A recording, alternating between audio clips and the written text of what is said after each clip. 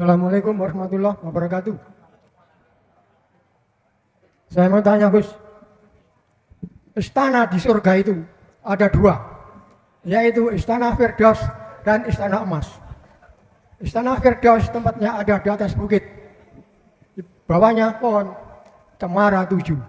Dan Istana Emas itu tempatnya ada di atas gunung, di surga tingkat 7, di sebelah barat, menghadap ke timur. Di ujung barat itu loh Mas Gus, menghadap ke timur. Dangu mboten panggih, Pak. Kangen kula. Kedua istana itu bagus-bagus, megah dan indah sekali. Kalau Anda ingin tahu Istana Firdaus dan Istana Emas, datanglah ke surga. Nanti Anda akan ditunjukkan oleh malaikat tentang istana-istana itu. Dan ditunjukkan keindahan alam surga dengan seisinya. Wow, enak sekali hidup di surga ini. Jauh lebih enak daripada hidup di dunia ini. Yang saya tanyakan ialah, siapakah sebenarnya yang menempati istana-istana itu sejak dulu sampai sekarang ini? Demikian Gus, mohon penjelasannya. Assalamualaikum warahmatullahi wabarakatuh. Waalaikumsalam warahmatullahi wabarakatuh. Tergantung jawab saya dari sisi mana. Kalau dari sisi syariat, itulah yang Allah janjikan kepada orang-orang yang mau mengamalkan atau melakukan perbuatan yang soleh, perbuatan yang bagus. Menurut kita secara syar'i, itu perbuatan yang dilakukan oleh jasmaniyah. Ini pada saat itu dijanjikan itu. Lah ketemunya besok kalau hari kiamat. Pertanyaannya, betulkah akan bertemu itu? Nah ini timbul tanda tanya. Kepastian bagi Anda, jawabannya insya Allah. Ya wis melok insya Allah terus. Lencane ngoten kok. Berarti itu akan kita dapatkan setelah beberapa proses pemindahan alam. Habis alam dunia, alam barzah. Habis alam barzah, alam kebangkitan. Habis alam kebangkitan, alam penghisapan. Habis alam penghisapan, barulah Anda nyebrangi sirotol mustaqim. Pertanyaan aku, iya apa enggak? Insya Allah iya. Nggih. Pun kita hormati semuanya. Tapi sebetulnya dua istana itu di dunia sudah ada. Dan itu tidak ada, tidak apa namanya itu, tidak seperti apa yang jenengan sangka. Kita menyangkanya besok, kalau sudah terjadi yaumis sa'ah, hari kiamat. Ternyata itu di dalam hati jenengan piyambak. Kalau pertanyaannya, siapa yang menempati kedua istana itu? Kemarin pas hari apa itu kan kami mengkaji tentang masalah sing sapa wonge bisa melihat alam akhirat, maka indahnya alam dunia mesti fana. Berarti dilihat dari sisi dari makalah ini, maka ternyata alam akhirat itu bisa jenengan temukan di saat jasmania ini masih di dunia. Jadi satu rumus dari pertanyaan jenengan, siapa yang menempati dan menduduki dua istana ini? Ternyata hakikatnya jawabannya hati seseorang yang sudah meniadakan wujud selain Allah. Wis aku gak usah meroses mulai awal. Kesuwen. Itulah orang-orang yang sudah diizinkan Allah bisa melihat alam akhirat, termasuk Kanjeng Nabi. Dan Kanjeng Nabi memberikan contoh terhadap kita di dalam Al-Quran, liman kana yarjullaha wal yaumal akhir.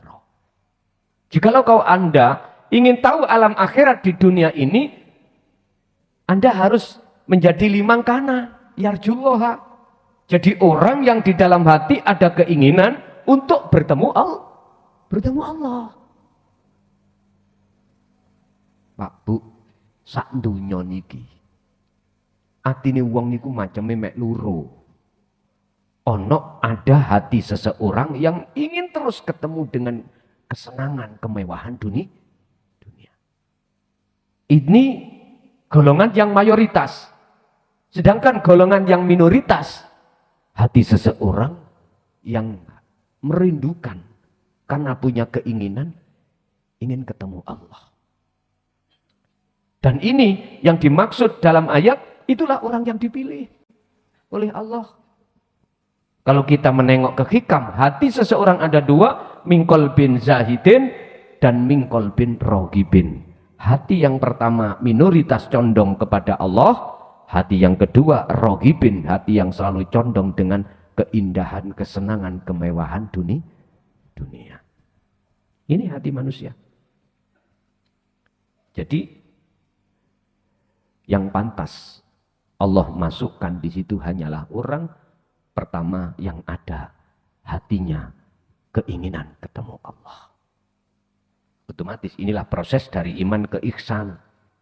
Ihsan itu makom makrifat. Setelah dia terus menanggung rindu, bawa beban rindu dan berupaya untuk ingin ketemu. Ketemu Pak. Injing wau saya pagi tadi juga begitu. Orang ngaji di YouTube saja, orang Lampung Tengah insya Allah. Kepingin ketemu saya tahun-tahunan di YouTube, terus mendengar status kalau saya di Lampung Timur. Pagi tadi pingin tahu, kalau tadi malam itu film ning hotel. Lu tenang, hotel. Tahu, beliaunya tahu, akhirnya pagi mendatangi saya. Wong jenenge kangen Pak ya, ingin ketemu. Dirangkul kacamata sampai rutuh. Nggih kacamata beliau sampai rutuh, sampai nangis dan lain sebagainya. Haru, seneng. Saking kepingine mau ke Jawa nggak ada waktu. Akhirnya ditemukan Allah di hotel Bandara Sarengat. Nah, ketemu mereka. Gak jauh berbeda dengan kita. Hati rindu ketemu Allah. Dan inilah modal pertama untuk bisa wal yaumal akhirah. Anda akan bisa melihat alam akhirat prosesnya dengan ini. Wa dzakarallaha katsiran, dan ini tidak lepas dari zikir. Jadi selalu ada kaitan erat antara kerinduan jenengan ini untuk bertemu Allah, keinginan, tidak hanya keinginan aja, otomatis jenengan ada upaya bentuk jenengan berzikir. Antara rindu dengan zikir dan alam akhirat itu berkaitan erat. Jadi Pak, yang berhak Allah masukkan di dua istana itu adalah mereka yang limangkana yarjullaha wal yaumal akhirata wa dzakarallaha katsiran. Itu. Ada lagi.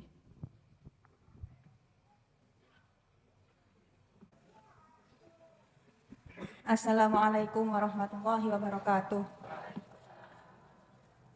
Nama saya Mukaromah dari Surabaya. Saya sudah mengikuti kajian Pak Yai sekitar kurang lebih 1 tahun lewat YouTube. Dan tapi saya kemarin pas Ramadan sudah mengikuti baiat Pak Yai. Yang saya tanyakan kenapa kok saya dalam menjalankan sirul asrar dan zikir yang terus menerus masih kesusahan. Apakah ada doa agar biar bisa istiqomah, hati selalu ingat pada Allah setiap aktivitas saya dan menghilangkan hijab yang ada di hati saya. Yang kedua, Gus, salat kita biar khusyuk kan kita harus sirul asrar terus. Dan supaya kita biar mengerti apa salat itu kita harus mengenal diri dan mengenal Allah. Bagaimana cara mengenal diri dan mengenal Allah itu? Mohon penjelasannya. Yang ketiga, sholat sendiri itu katanya bisa dibilang sholat berjamaah. Itu bagaimana caranya, Gus? Dan apa niatnya pakai makmuman apa ada alillah aja? Gitu aja. Terima kasih, mohon penjelasannya. Wassalamualaikum warahmatullahi wabarakatuh. Waalaikumsalam warahmatullahi wabarakatuh. Saya ini sudah paham tentang dasar tauhid, zikir-zikirnya sudah paham.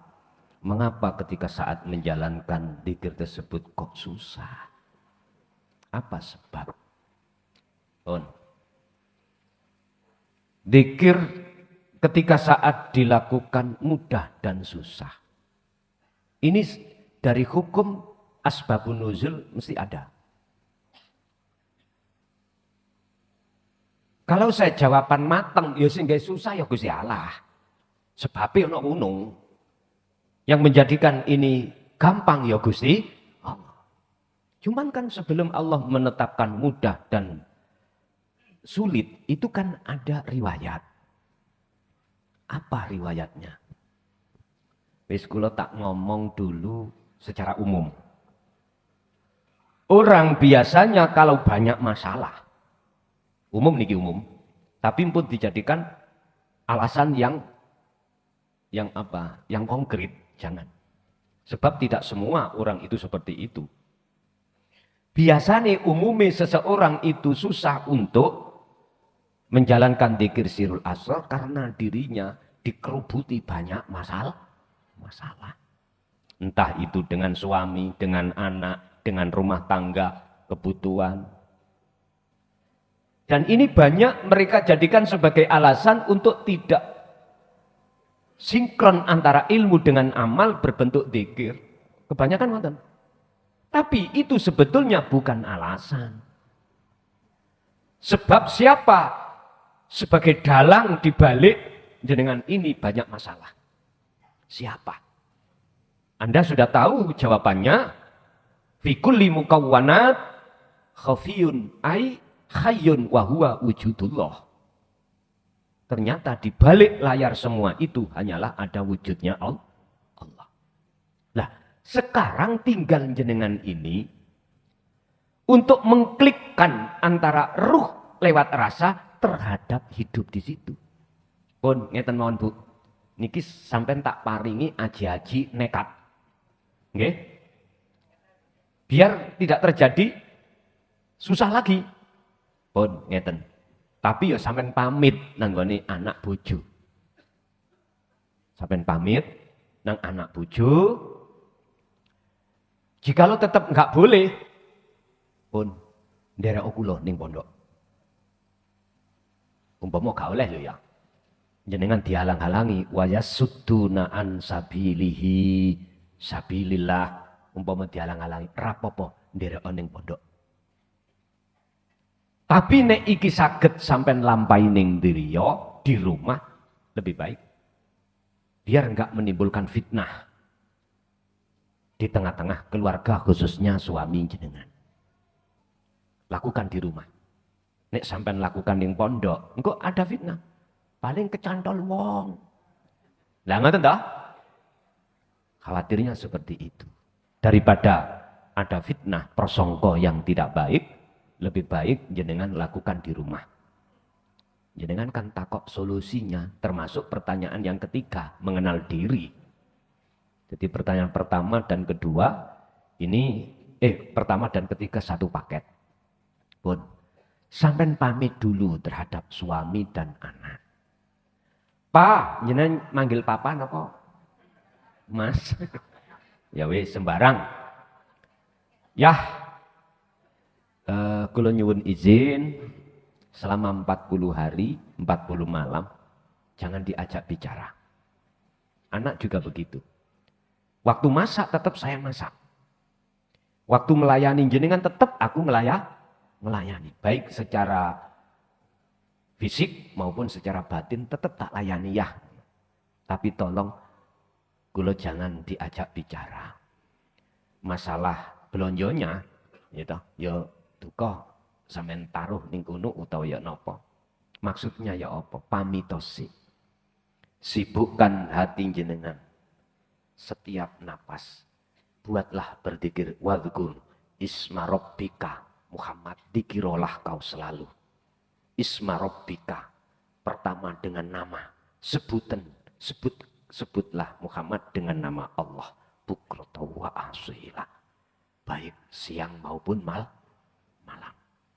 Niki Rasulullah diperintahkan Allah dan dituangkan di dalam Al-Quran, berarti ini tidak hanya terhadap beliau yang diwajibkan, juga terhadap kita. Yang dipanggil, ya ayyuhalladzina amanu dzkurullaha, wahai orang-orang yang beriman, ingatlah kau terhadap Tuhanmu, yaitu Allah, dzikron katsiran, kelawan ingat yang sebanyak-banyaknya. Jenengan asale nonggo, tahu nonggo? Ngerumpi ambek tonggo, wis kurangi, buat aja di rumah dzikir. Itu cara jenengan untuk mudah, mboten susah berzikir sirul asr itu di situ. Jadi nggak cukup jenengan ikut dengan asmo, walaupun ayatnya asmo. Tapi kalau mau mendalami lagi di dalam surah Al-Insan ayat 25 ini, bukan asmo. Asmo tidak menjadikan Anda itu sampai pada yang memiliki asmo. Maksud isma rabbika itu tersebut adalah sirul asr. Cuman bahasa syariat asmo. Bagaimana caranya? Asmo itu secara syariat, tapi ruhaniyah sampai wujudnya asmo. Berarti bukanya dari sirul asrar. Itu caranya, Bu. Dan itu cara untuk mengenal diri. Akhirnya hidup yang ada pada diri dan di luar diri, jenengan itu hanyalah Allah. Barulah itulah yang dikatakan kenal diri. Jenengan harus curiga. Mengapa Hadits Qudsi mengatakan man arfa nafsahu? Nafsahu itu diri. Dikon mengenali diri dulu. Terus kok ada kaitannya dengan fakot arfa robbah. Apa hubungan nafsahu dengan robbah? Nah ini loh Pak. Untuk mensinkronkan di sini perlu jenengan terus-menerus berzikir tadi. Baru akan tahu. Yang nomor 2 tentang sholat khusyuk. Sholat munfaridan. Sholat sendiri. Apakah kita memakai makmuman ataukah kita adaan? Wis sampai memakai imaman mawon. Imaman berarti jenengan tadi imam rapopo. Syariate jenengan adaan ya rapopo. Tapi makmuman gak mungkin. Tapi andai kata sampean makmuman ditarik ke hakikat, sampean makmum nang gone Allah. Berarti sing dadi imam Gusti Allah. Ora apa-apa cara hakikate. Nek cara syariate, kalau salat munfaridan itu harus harus adaan au imaman, terserah. Sing penting kan hakikate sampean meletakkan roh itu ini wajah tuat, iya ada di situ. Nggih, Ibu masih ada.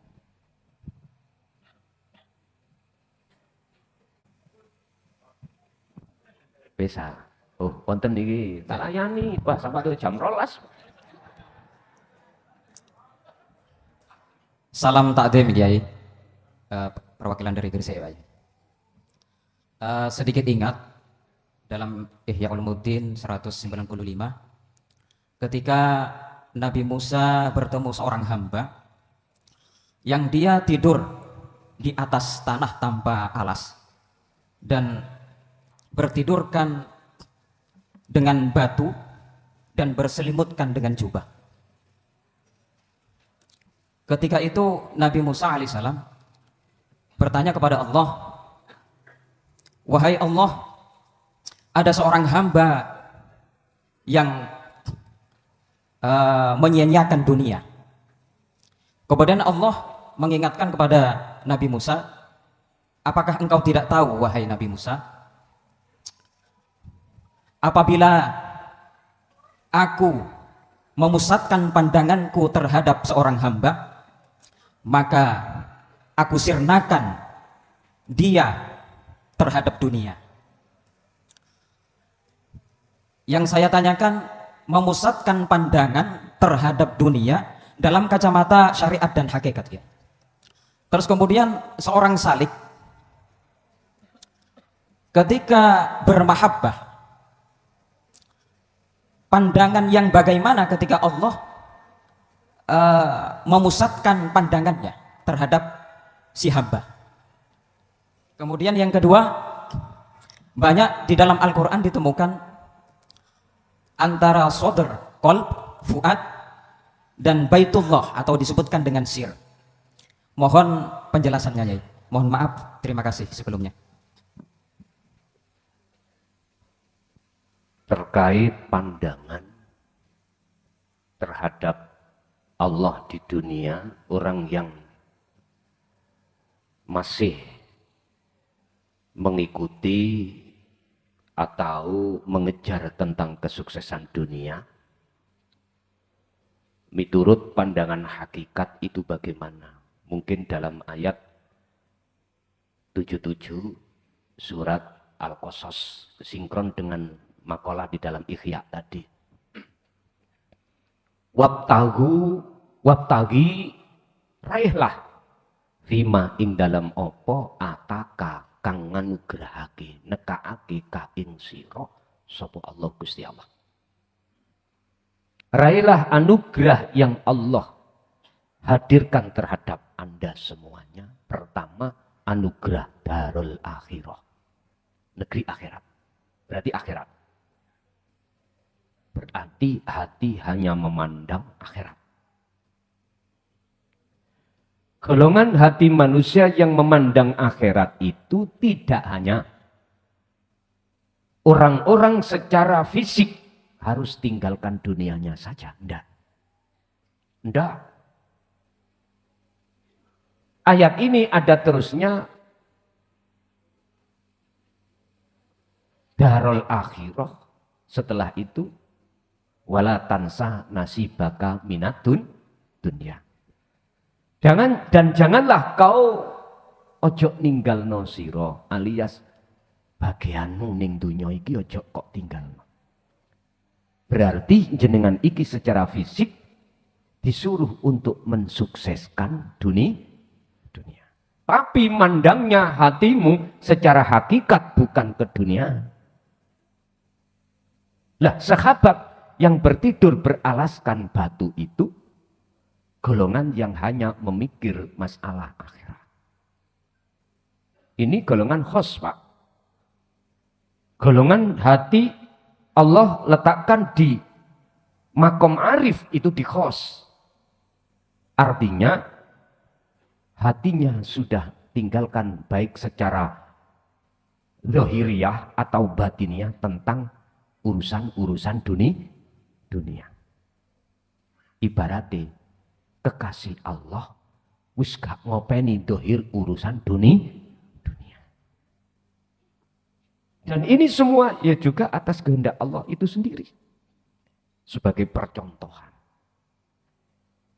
Tapi orang memandang Allah bukan harus lewat seperti ini aja. Kita ngaca bagaimana Nabi akhir zaman Ibnu Abdillah itu.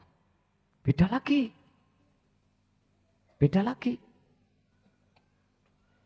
Beliau juga mensukseskan terhadap urusan-urusan dunia. Beliau. Tapi dia tidak terkontaminasi dengan suksesnya dunia. Karena apa? Karena beliau selalu memperhatikan seruan Allah di dalam ayat tentang masalah zikir.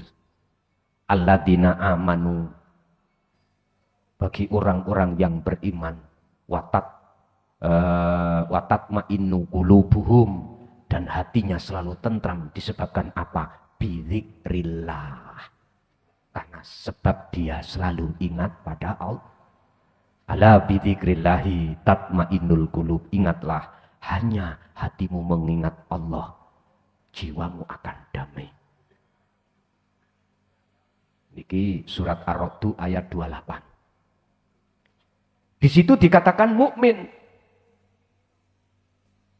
Artinya tidak hanya Rasulullah melaksanakan menjaga hati tidak mudah terkontaminasi, terpengaruh dengan kebiarannya dunia, akan tapi di situ disebutkan mukmin, golongan kita juga harus seperti itu. Sebabnya apa? Dia selalu hatinya itu tatmainul qulub. Jawabannya menurut ayat itu bidzikrillah. Sebab dia selalu ingat kepada Allah. Jadi cara memandangnya, dia itu mengikuti makalah fi kulli mukawwanat khafiyun ay hayyun wa huwa wujudullah. Iku ing dalem saben-saben makhluk lho niki. Minal mukawwanat, saben-saben makhluk berarti tanpa kecuali. Baik makhluk kasar, bangsa kasar kita ini di dunia, ataupun makhluk bangsa ghaibiyah di alam mukasyafah, semuanya makhluk. Di balik makhluk itu semuanya ada sesuatu yang paling halus. Di belakang layar lah gampangnya itu. Siapa? Hayyun, itulah hidup. Maksudnya hidup bukan sifat. Wahwa maksudnya hidup iku wujudullah. Sehingga Allah pantas dalam hadits qudsi mengatakan, janganlah kau sembah namaku, janganlah kau sembah sifat dan zatku, tapi sembahlah aku. Cocok nak nggone surat Toha ayat 14. Innani anallah la ilaha illa ana fa'budni wa aqimis shalah lidzikri. Aku terus. Apakah Rasulullah Muhammad juga menyampaikan? Iya. Jawabannya di mana dasar hujahnya? Al-Anbiya 25. Lihat di situ. Semua Rasul itu risalah menyampaikan ketauhidan Allah. Nggak pernah geser. Kalau syariatnya geser. Karena zaman. Hakikatnya mboten pernah geser. Mulai zaman Nabiullah Adam sampai Nabi Muhammad. Tauhid risalah iki sama. Sama. Wa ma arsalna min qablika mir rasulin illa nuhi ilaihi annahu la ilaha illa ana. Enggak pernah geser. Cuman syariat geser karena zaman. Begitu juga zaman sekarang dengan zaman baginda Rasul, syariatnya beda, Pak. Contoh, syariat jeneng Nabi waktu dahar belum ada sendok, Pak. Dengan asto, dengan tangan dipuluk. Mungkin zamannya lagi belum ada sendok suru. Apa itu? Godong pisang. Lah ngoten dulu sampe nak ngoten. Sekarang beda. Syariatnya makan sendok. Tapi belum tentu syariatnya Kanjeng Nabi total dihilangkan. Makan dengan tangan. Syariat lagi. Kita bepergian, beliau zamannya selalu pakai onta. Atau kuda, atau keledai. Sekarang zamannya berbeda, pakai sepeda, pakai mobil. Tapi nggak salah jenengan ini barangkali sampean bepergian selalu pakai kuda, pakai onta, tapi siap-siap diarani wong kuno. Lah ngoten to? Wong kuno aneh nang balik desa kok nggawa jaran. Wis gak sualan, nggawa jaran. Ket biyen Pak, jaran ya ora eneng sing sual. Pun. Nek tauhid risalah tentang tauhid nggak pernah serambut geser pun nggak pernah. Inilah risalah yang ini yang dianggapnya itu keluar jalur, padahal ini yang benar yang harus disampaikan. Bon. Jadi ini berkenaan dengan makalah kita pada malam hari ini. Pertanyaannya itu masalah mandang. Man taqarraba sing sapa wongi qalbuhu apa qalbuhu atine man taqarraba iku marak mendekat ilallahi maring Allah azza wa jalla aba'adahu mongko mesti Allah ngedohake iman sapa Allah Gusti Allah anid dunya saking kehidupan dunia. Dan ini ada dua golongan, ada yang khos, ada khawasul khawas. Yang khos berarti seperti sahabat yang dimaksud panjenengan wau. Secara dohir bojo ditinggal, anak ditinggal, pokoknya seluruh berkenaan dengan urusan manusia dan makhluk dia tinggal. Hatinya selalu terus berpikir. Ini mudah. Kalau dibanding dengan khawasul khawas. Khawasul khawas enggak. Walaupun secara fisik dia itu berkontaminasi atau campur dengan dunia. Hatinya mandangnya kepada hayyun. Memandang sesuatu yang halus yaitu hidup. Itulah wujudnya Allah. Tentunya beliau tidak lepas dari tali Allah, yaitu zikir tersebut. Yang kedua, tentang masalah sabar.